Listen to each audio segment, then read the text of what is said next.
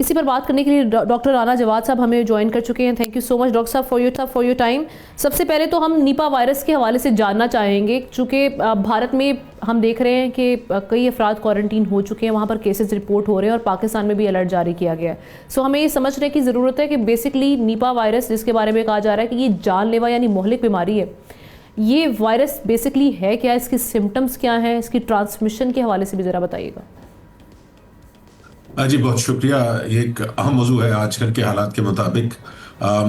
Nipah virus एक relatively new virus है, नया वायरस है जो तकरीबन 26 साल पहले हमें पहली दफ़ा मिला, और ये मिला हमें मलेशिया में फर्स्ट टाइम। और इसका वहाँ पे पिग फॉर्म्स थे जिनके अंदर बीमारी फैली, और उनको जो उनकी देखभाल कर रहे थे इंसान, वो खुद भी उसी से बीमार हुए और कुछ हलाकतें हुई। तो इस वजह से इसको ज़्यादा जब गौर किया गया या इसको स्टडी किया गया तो पता लगा कि ये भी एक जूनोटिक बीमारी है। जूनोटिक बीमारी वो होती है जो जानवरों से इंसान को लग सकती है, ये वो बीमारियों की किस्में हैं। और उसके बाद फिर ये आगे जो अगली आउटब्रेक्स के अंदर हमें पता लगा कि ये ना सिर्फ जानवरों से इंसान को लगती है, बल्कि फिर उसके बाद इंसान खुद भी ट्रांसमिट दूसरे इंसानों को करता है। तो इस वजह से, और इसको जब इसकी मोहलक इसका और इतनी मोहलक है कि अगर खुदा न खास्ता इसकी कोई इन्फेक्शन किसी को हो तो तकरीबन 50 से 75% लोगों की हलाकत हो जाती है। यानी कोरोना से भी ज्यादा मोहलिक है। इसमें एक वबा जी जी। अच्छा। और इसी की वजह से वर्ल्ड हेल्थ ऑर्गेनाइजेशन ने यानी कि WHO ने इसे उन बीमारियों में शामिल किया हुआ है जिनके अंदर यह सलाहियत है कि वो एक आलमी वबा को फैला सके या स्टार्ट कर सके। तो ये तो इसका बैकग्राउंड है।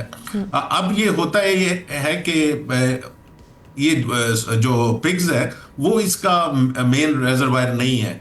ये चमगादड़ों के अंदर होता है नेचुरली, और ये चमगादड़ वो हैं जो जिन्हें हम फ्रूट बैट्स कहते हैं, या तो और उनकी रेंज कितनी होती है। और क्योंकि हमने ये देखा है कि जिन मुल्कों तक वो उड़ सकते हैं या वहाँ वो सफ़र करते हैं, सिर्फ उन मुल्कों के अंदर आज तक इसकी आउटब्रेक्स पाई गई हैं। तो हिंदुस्तान तो पूरा इनके रेंज के अंदर है। पाकिस्तान का तकरीबन आधा हिस्सा जो ईस्टर्न साइड है हमारी, वो इसके अंडर आती है। सो बड़े शहर आपके कराची हो गया, लाहौर आ गया, फैसलाबाद आ गया, ये सारे ये जो बेल्ट है हमारी ईस्टर्न साइड के ऊपर, ये एंडेजर्ड है इन बैट्स के जरिए। और ये जो चमगादड़ी है ये करती है, कोई फल वल खाया इन्होंने, खास तौर पे पाम ट्रीज के पाम फ्रूट्स जो होते हैं या खजूरें हैं, उनको खा के जब ये नीचे फेंकती हैं तो कोई दूसरे जानवर उसको खाते हैं और उससे वो बीमार हो जाते हैं। तो ये इसका ट्रांसमिशन का पूरी चेन है। अच्छा, और बेसिकली इसके सिम्टम्स क्या हैं जिससे हमें पता चलेगा कि निपा वायरस का शिकार है कोई शख्स? अनफॉर्चुनेटली इसके सिम्टम में या अलामात में कोई ऐसी बात नहीं है जो स्पेसिफिकली हमें बता सके ये नीपा है या कोई और वायरल बीमारी है। इसके अंदर वही अलामात हैं जो किसी भी और वायरल बीमारी के अंदर होती हैं, यानी कि बुखार होना, सर दर्द होना, मतली होना, जिस्म में ताकत कम हो जाना, आपको थकावट महसूस हो रही है। कुछ खास जो एक्सट्रीम केसेस हैं उनके के अंदर दिमाग को सोजिश हो जाती है जिसे एंसेफेलाइटिस कह देते हैं, और उसके साथ जो झटके लगते हैं जिसमें वो होते हैं। लेकिन सिर्फ अलामात की बेस फ्लू पे वाला कोई सिचुएशन है, जुकाम, नजला या खांसी, इस तरह का कोई मामला? तकरीबन जी वो अलामात वही होती है, लेकिन ये आइडेंटिफाई करना बहुत मुश्किल है कि ये नीपा है या कोई और वायरल बीमारी है। तो ये तो बड़ा कॉम्प्लिकेटेड सा इशू हो गया डॉक्टर साहब। फिर लोगों को कैसे पता चलेगा कि नीपा वायरस का शिकार है? हम तो देखते हैं यूजुअली लोगों को जुकाम, नज़ला या फ्लू वाले जब अलामात हों तो वो घर पे ही कोशिश करते हैं कि सेल्फ मेडिकेशन करें और इससे मामला जो है वो सेटल हो जाए। जब ऐसे मामलात होंगे और आप कह रहे हैं कि इंतहाई मोहलिक है, इसमें 75% चांसेस हैं कि आप जो है वो डेथ की जानिब जा सकते हैं। सो क्या किया जाए ऐसी सूरत हाल में? और साथ ही साथ ये कहिएगा कि जो अभी ट्रैवलर्स हैं ख़ास तौर पे, उनको ऐसी कौन से प्रिवेंटिव मेजर्स लेने चाहिए? देखिए, इसके अंदर जो हमारे लिए अच्छी बात है कि पाकिस्तान में आज तक ये केस रिपोर्ट नहीं हुआ। और मैंने वो जिस तरह कहा है कि ये जो चमगादड़े हैं इनकी फ्लाइंग की जो रेंज है वो पाकिस्तान के ऊपर आके ख़त्म होती है। तो कुछ हिस्सा हमारा इनकी रेंज में आता है, लेकिन हिंदुस्तान, बांग्लादेश वो बराह रास्त इनकी रेंज में आते हैं, तो वहाँ आपको तकरीबन हर साल आउटब्रेक्स मिलती हैं। आज तक जो जितनी भी इसकी आउटब्रेक्स हुई हैं उसमें तादाद मरीजों की बहुत ज्यादा नहीं हुई। ये नहीं हुआ कि सैकड़ों लोग या हजारों लोग बीमार हुए हैं। चंद एक लोग बीमार होते हैं, और खासतौर पे वो लोग बीमार होते हैं जो बीमार जानवरों या उन बीमार इंसानों को की देखभाल कर रहे होते हैं।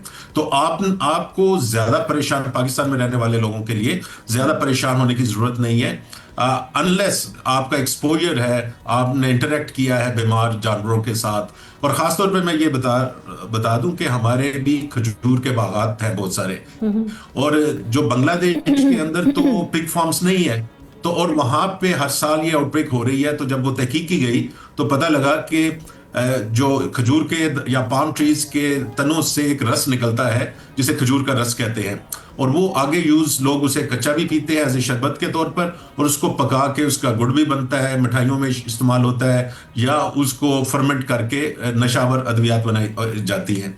तो ये जो कच्चा इसका मशरूब है, सैप जिसे कहते हैं, वो बड़ा ससेप्टेबल है कि अगर उसमें चमगादड़ का कोई यूरिन या कोई उसकी फुजला उसके अंदर शामिल हो गया है, तो जो भी उसको पी रहा होगा तो वो उसको बीमार होने का खतरा है। बाकी अगर तो रमजान भी आ रहा है और हमसाया मुल्क में ही बीमारी है, सो खजूरों से तो नहीं हमने परहेज करना ऑन अ लाइटर? नहीं जी, फल से नहीं। मेरा ये है कि आपको कोई भी फल मिले, तो अगर उसको परिंदों ने या किसी चीज ने खाया हुआ है तो वो आप इस्तेमाल ना करें। हमारे जो ट्रेडिशन है पाकिस्तान के अंदर, हम खुद भी करते रहे हैं कि बेचने वाला कहता है कि देखें इसको तोते ने खाया है तो ये मीठा अमरूद होगा या ये होगा, तो हम खा लेते होते थे। लेकिन किसी भी चीज फल को अगर किसी जानवर ने खाया हुआ है या वो जमीन पे गिरा हुआ है, तो आप कोई भी फल हो, खजूर हो, कुछ हो, उसको अच्छी तरह धो के इस्तेमाल करें। जो इस तरह का गला वला या कहीं से कटा फटा है, उस फल को आप डिस्कार्ड कर दें तो आप महफूज रहेंगे।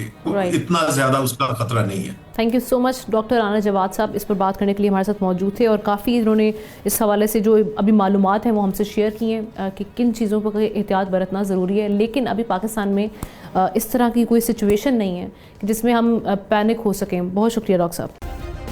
सब्सक्राइब करें और बेल दबाएं ताकि कोई खबर रह न जाए।